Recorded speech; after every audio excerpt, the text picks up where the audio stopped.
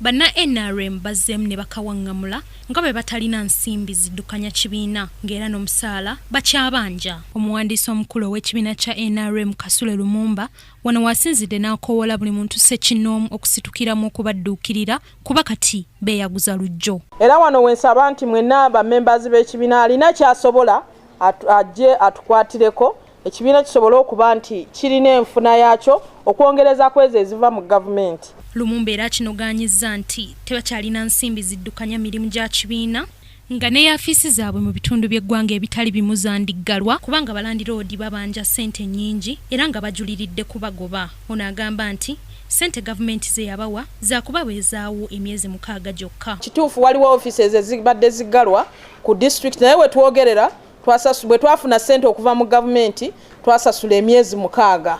Twasasula emyezi 6 ku offices zino ez'e Kampala ze twayise headquarter office ne tusasula ne district offices. Era bwe tunaafuna ssente tugenda kulaba nti tusasula kuba tetwaliyagadde baggale offices zaffe ffe ng'ekibiina. Lumumba okwogera bino abadde ayanjula enteekateeka y'ekibiina kya NRM ey'omwaka gwa 2017. Mu nteekateeka eno mulimu okussa amaanyi mu kulonda kw'abassentebe b'ebyalo okunaabaawo mu mwezi ogw'olubereberye wamu n'okwekkenneenya bannakibiina be banaasindika okwesimbawo ku kakiiko k'omukago gw'amawanga agali mu buvanjuba bwa Afrika kayite East African Legislative Assembly nga mu kino bateeseteese okulonda abakyala ebitundu 4 ku buli 100 abanaavuganya mu kulonda kuno. Ekyawansi nnyo balina kuba 3 ku 100 naye mu constitution ya NRM ekyawansi nnyo balina kuba 4 ku 100.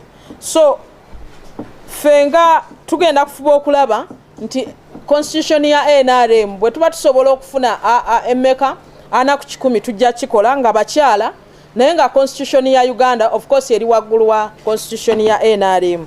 Madri Nabukeera ne Kiberu Siraje, KTV, amalindirire.